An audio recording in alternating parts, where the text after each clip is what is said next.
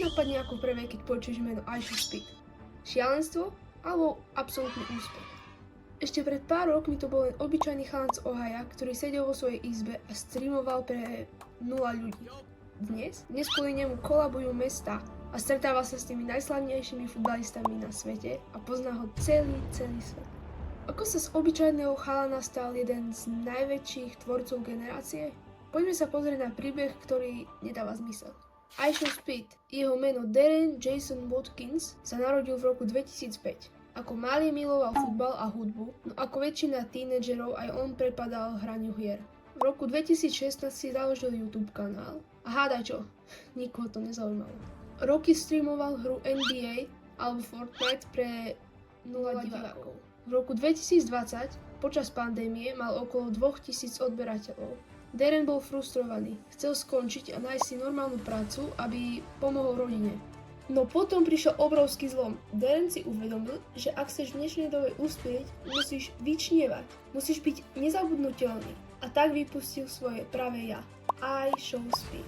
IShowSpeed stavil všetko na jednu kartu. Čisté, nefalšované emócie a totálnu nepredvídateľnosť. Začal reagovať na veci s extrémnou energiou, keď prehral, kričal, keď sa tešil, tancoval. TikTok explodoval. Ľudia začali jeho klipy zdieľať ako blázni. Moment, kedy sa hádal s virtuálnym psom v hre Talking Band, videl snáď každý. Teda, ak niekto nežije pod kameňom alebo tak. A za pár mesiacov vyskočil z tisícov odberateľov na milióny. Speed priniesol niečo, čo na YouTube chýbalo. Pocit, že v každej sekunde streamu sa môže stať absolútna katastrofa. Zapáliť Pikachu ohňostroj vo vlastnej spálni pre neho bežný útorok. Mnohí si mysleli, že meno Speed, za chvíľku to bude mŕtve a nikoho nebude zaujímať. Ale on dokázal niečo geniálne.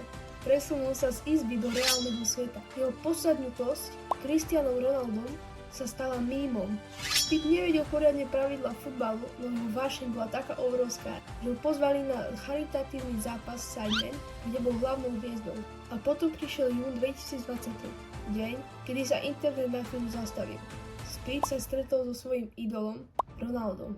Fotka, ktorú vtedy pridal, zlomila rekordy. Speed dokázal, že aj to najšialenejšie sa môže stať realitou. A čo robí dnes? Dnes cestuje po celom svete. Od Japonska cez Brazíliu až po Európu. Kdekoľvek sa objaví, bežia za ním tisíce ľudí ako za rokovou hviezdou. Príbeh IShowSpeeda nie je len o kričaní do mikrofónu. Je to o tom, že sa nezdal. Je to o tom, že sa nebal byť sám sebou. Aj keď to znamenalo, že polovica ľudí bude považovať za blázna. Z chalana, ktorý nemal na výber, sa stal kráľ streamovania. Čo si o ňom myslíš ty? Daj vedieť do komentárov. A ešte nezabudni hodiť odber a like pre ďalšie príbehy. Čau.